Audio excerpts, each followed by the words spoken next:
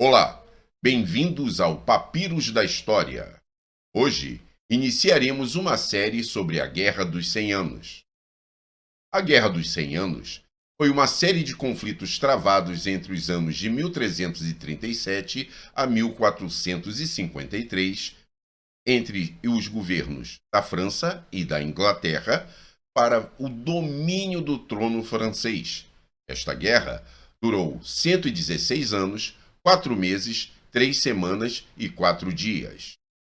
Foi um conflito onde 5 gerações de reis das duas dinastias entraram em combate.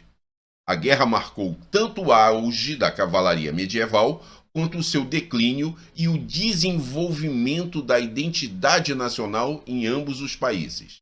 Mas, para falarmos deste conflito, precisamos voltar no tempo e contar um pouco da formação desses dois povos.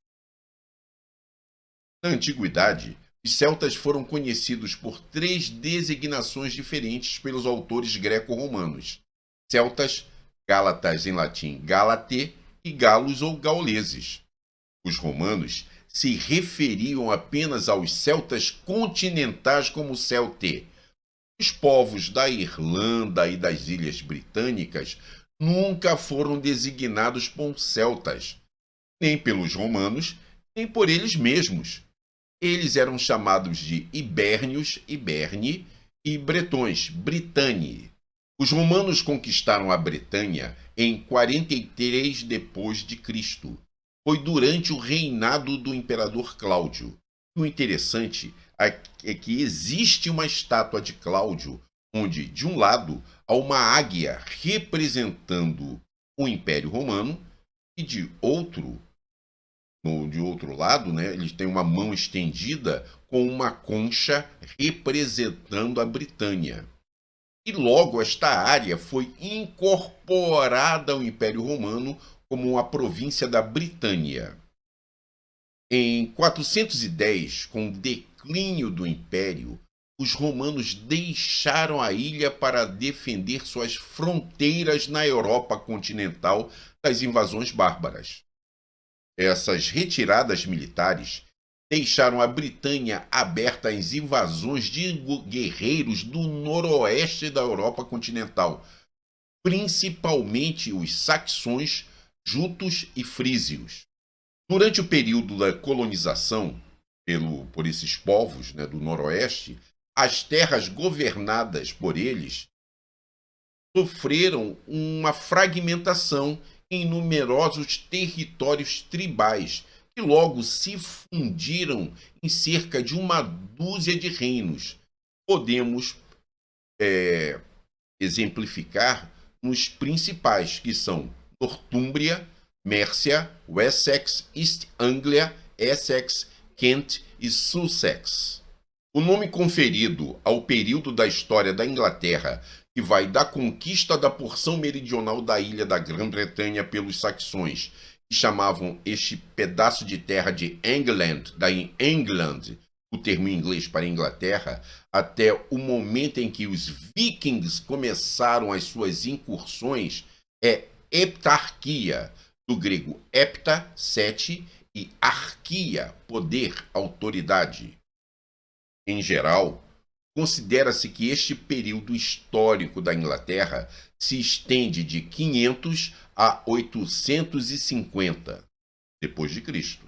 Os vikings chegaram à Inglaterra no século VIII, desembarcando na costa do antigo reino da Nortúmbria, no norte da Grã-Bretanha, em 8 de junho de 793, atacando o monastério de Lindisfarne. Outras incursões, vindas primordialmente da Dinamarca, entraram terra dentro em solo inglês. Vikings da Noruega se aventuraram mais distante, entrando em vários conflitos sangrentos, principalmente contra o reino de Wessex, que era o mais poderoso dos reinos saxões. Tratados foram firmados, dando fronteiras entre os recém-chegados, isto é, chegados, desculpa, os vikings, com os seus assentamentos, que eles davam o nome de Denelau, e os nobres nativos ingleses. Durante o século IX, Wessex se tornou dominante e passou a lidar com a ameaça das invasões vikings que foram combatidas com sucesso por Alfredo o Grande. Durante o século X, os reinos ingleses foram unificados sob o domínio de Wessex, que era o mais poderoso, formando assim um reino da Inglaterra. Praticamente 150 anos depois, no reinado de Ethelred, o desacreditado, a Inglaterra enfrentou uma nova invasão viking, e essa foi liderada por Olaf Tryggvason. E depois de algumas derrotas, Ethelred, o desacreditado, conseguiu expulsar os vikings por meio de um enorme tributo oferecido a seus líderes. Lembra que eu falei que existiam assentamentos vikings na Inglaterra? Então, esses assentamentos, lá a vida corria tranquila e eles se consideravam súditos da coroa. Mas aí o Ethelred, num dia, exatamente no dia 13 de novembro de 1002, resolveu detonar, massacrar aquelas comunidades vikings.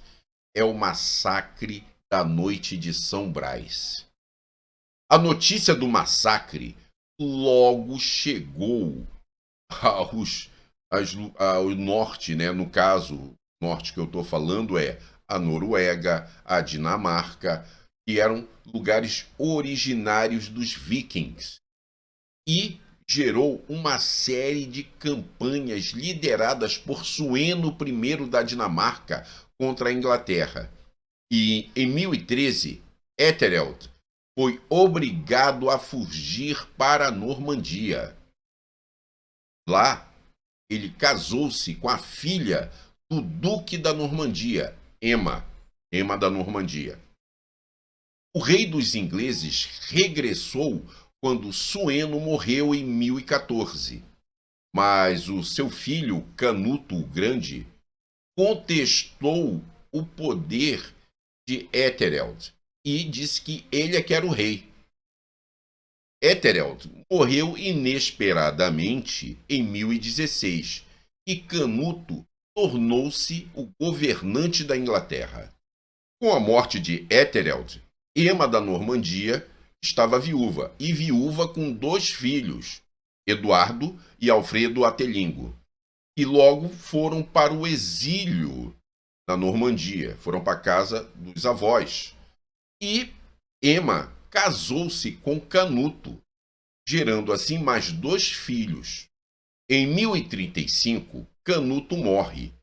O trono inglês vai para Haroldo Pé de Lebre, seu filho com sua primeira esposa, enquanto Hardcanuto, que era filho dele com Emma da Normandia, vai se tornar o rei da Dinamarca. A Inglaterra, nesse período, está muito instável politicamente. Em 1036, Eduardo e Alfredo Atelingo retornam à Inglaterra do seu exílio para visitar a mãe. E, durante esse período, eles eram supostamente protegidos pelo seu meio-irmão Hardcanuto. Porém, Hardcanuto estava envolvido com os seus problemas lá na Dinamarca. Alfredo foi capturado e cegado com ferro quente, morrendo de infecções decorrentes, dessas injúrias. Eduardo conseguiu escapar e voltar para a Normandia. Emma, ao saber do assassinato de seu filho e da fuga do outro, com medo de morrer, exilou-se em Flandres até Hardcanuto tornar-se rei após a morte de Haroldo, em 1040. O seu meio-irmão, Eduardo, resolveu acompanhar Hardcanuto de volta à Inglaterra. Com a morte de Hardcanuto, Eduardo foi proclamado rei em 1042, passando para a história como Eduardo o Confessor. Quando Eduardo o Confessor morre em 1066, a falta de um herdeiro direto levou uma disputa pelo trono e vários candidatos apareceram. Agora, vamos falar sobre a formação da França. Vamos dar um tempo com a morte de Eduardo o Confessor e depois voltamos à Inglaterra. Os celtas invadiram a Normandia em ondas sucessivas entre os séculos 4 e 3 a.C., quando Júlio César invadiu a Gália entre os anos 58 e 50 a.C., viviam na Normandia 9 tribos celtas diferentes. A romanização da Normandia foi do modo romano de ser, isso é, muito sangue, estradas e uma política de urbanização. No final do século III d.C., ataques bárbaros devastaram a Normandia. Os assentamentos costeiros foram invadidos por piratas saxões. O cristianismo também começou a entrar na área durante este período. Em 406 d.C., tribos germânicas começaram a invadir do leste, enquanto os saxões subjugavam a costa normanda. Já em 487, a área entre rio Somme e rio Loire ficou sob o controle de Clovis, o primeiro rei dos francos a unir todas as tribos francas sob um único governante, alterando assim a forma de liderança de um grupo de chefes tribais para um governo de um único rei e assegurando que o reinado era passado para os seus herdeiros. Na primeira metade do século IX, os vikings começaram a invadir o Vale do Sena. Em 841, uma frota viking comandada por Ragnar apareceu na Foz do Sena, a principal rota pela qual eles entraram no reino. Logo, Ragnar recebeu terras de Carlos o Calvo, na região lá da Frísia, mas eventualmente perdeu as terras, assim como o auxílio do rei. Nota, este Ragnar é comumente identificado como Ragnar Lodbrok. O Lodbrok é uma figura lendária das sagas nórdicas, mas os historiadores continuam até hoje numa discussão para saber se era Ragnar Lodbrok ou um outro Ragnar. Em março de 845, uma frota de 120 navios vikings, contendo mais de 5.000 homens, entrou no Sena sob o comando de Ragnar. Em resposta à invasão e determinado a não deixar a Basílica de Saint-Denis ser destruída, Carlos o Calvo reuniu um exército e o dividiu em duas partes, posicionando uma em cada lado do rio. Olha só, a Basílica de Saint-Denis nessa época ficava distante de Paris. Ragnar atacou e derrotou uma das divisões do pequeno exército franco, tomando 111 homens como prisioneiros e tratou de enforcá-los numa ilha do Sena. Isso foi feito não só como forma de honrar a Odin, deus Odin, como também a incitar o terror nas forças francas, eles conseguiam sobreviver. Em 911, o líder viking Rolf Ragvardsson, ou Rolo, sitiou Paris e o fim desse sítio foi o seguinte: ele aceitou entrar como vassalo do rei dos francos ocidentais, Carlos o Simples, tetraneto de Carlos Magno, através do Tratado de Saint-Clair-sur-Epte. E ele ganhou, dando a sua fidelidade ao rei, Rolo ganhou legalmente o território que ele e seus aliados vikings haviam conquistado anteriormente. É o território da Normandia. E este nome reflete as origens vikings de Rolo, ou seja, Norsemen. Emma da Normandia é sua trineta. Em 927, Rolo passou o feudo da Normandia para seu filho Guilherme Espadalonga. O seu tataraneto, Guilherme da Normandia, tornar-se-ia o rei da Inglaterra ao conquistá-la em 1066, fazendo de Rolo o ascendente indireto de todos os monarcas ingleses da Casa Plantageneta.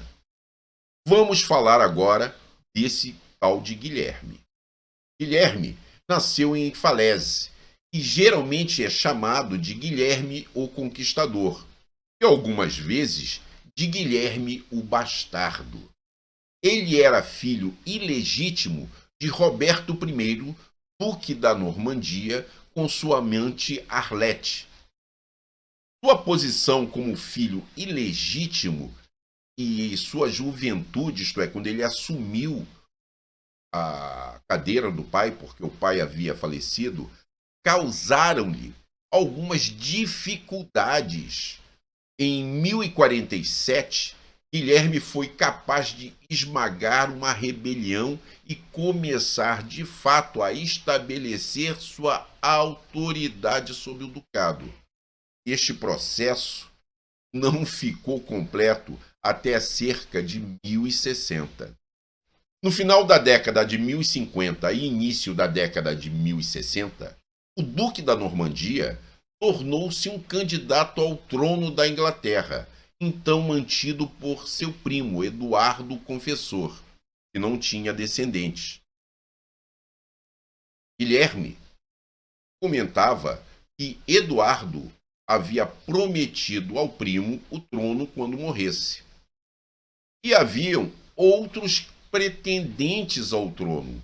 Um deles era Harold Godwinson, conde de Wessex, que foi nomeado próximo rei por Eduardo em seu leito de morte. E também tinha Haroldo Sigurdsson, conhecido como Haroldo Hardrada, rei da Noruega. As fontes normandas não contestam o fato que Haroldo foi nomeado como rei, mas declaram que o juramento de apoiar a reivindicação de Guilherme ao trono, somada à promessa anterior de Eduardo, não poderia ser alterada no leito de morte do rei. Hardrada invadiu o norte da Inglaterra no início de setembro, levando uma frota de mais de 300 navios, que talvez tenham transportado aproximadamente 15 mil homens. Avançando para a cidade de York, os noruegueses ocuparam a cidade depois de derrotar um exército inglês que ficava acampado lá no norte da Inglaterra em 20 de setembro na Batalha de Fulford. Haroldo soube da invasão norueguesa em meados de setembro e correu para o norte, reunindo tropas por onde passava. As forças inglesas levaram 9 dias para cobrir a distância de Londres a York, numa média de quase 40 quilômetros por dia. Na madrugada de 25 de setembro, as forças de Haroldo chegaram a York, onde ele ficou sabendo a localização dos noruegueses. Os ingleses, em seguida, os pegaram de surpresa, derrotando-os na Batalha de Stamford Bridge. Hardrada foi morto e apenas 24 dos 300 navios originais foram necessários para levar os sobreviventes. A vitória inglesa custou caro e o exército inglês estava em um estado lastimável. Guilherme e os normandos cruzaram o Canal da Mancha alguns dias após a vitória de Haroldo sobre os noruegueses. Eles desembarcaram em Pevensey, em Sussex, em 28 de setembro. 3 dias depois, chegaram as notícias do desembarque de Guilherme da Normandia com cerca de 7.000 soldados. Haroldo não perde tempo e ordena o deslocamento imediato de seu exército para o sul do país. A marcha forçada que se seguiu foi extremamente eficiente, pois cobriu uma distância de cerca de 400 quilômetros em menos de 2 semanas. Causou, no entanto, uma extrema fadiga nos homens de Haroldo, o que seria importante no decurso dos acontecimentos futuros. Em 14 de outubro, Haroldo enfrenta o exército de Guilherme na Batalha de Hastings. O resultado foi uma vitória definitiva dos normandos e a morte de Haroldo com uma flecha no olho. Depois da morte de Haroldo, a coroa da Inglaterra passou para Edgar o Atelingo, que abdicou semanas depois em favor de Guilherme. Ele não era trouxa. Terminou assim a linhagem anglo-saxônica fundada por Alfredo o Grande, iniciando-se assim a dinastia dos reis normandos da Inglaterra. 2 pontos. Toda essa saga de Guilherme Conquistador pode ser admirada na tapeçaria de Bayeux. E outra nota de rodapé, né, o segundo adendo. Vocês lembram da saga de Robin Hood? Então, a saga de Robin Hood é passada sob o reinado dos normandos na Inglaterra.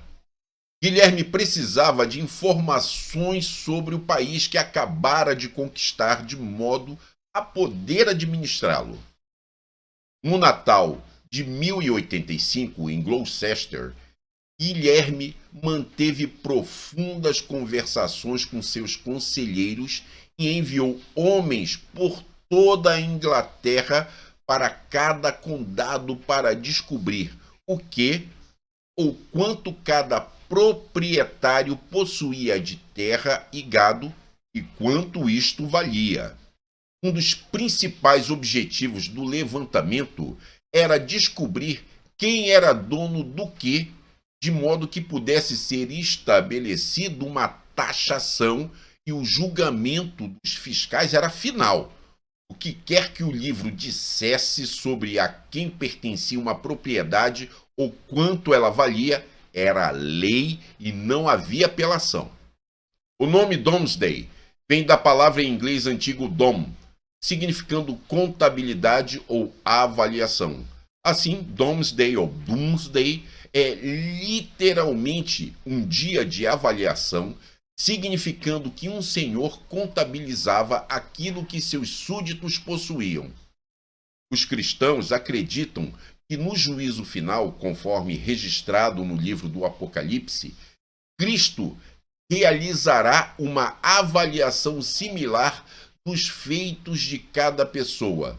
Daí o termo Doomsday, juízo final, também utilizado para este livro. Anos após a estabilização do governo anglo-normando, uma crise sucessória se instaurou durante o reinado de Henrique I, trisneto de Guilherme. Seu herdeiro legítimo, Guilherme Adelin, morreu no naufrágio do navio branco em 1120. Além disso, as tentativas de Henrique I em fazer sua filha Matilde sua sucessora falharam. Henrique faleceu em 1135 e seu sobrinho Estevão de Blois tomou o poder. Matilda e seu meio-irmão bastardo Roberto o Ruivo invadiram o sudoeste da Inglaterra em 1139. Em anos, nenhum dos lados envolvidos na guerra civil que se instaurou tinha um controle efetivo. Apesar de Godofredo V de Anjou, marido de Matilde, ter conquistado a Normandia, nenhuma vitória vitória foi obtida na Inglaterra. Este confronto durou cerca de 18 anos, e tantos os barões quanto a igreja queriam paz, a terra estava arrasada. Em 1153, faleceu o herdeiro de Estevão, Eustácio IV da Bolônia.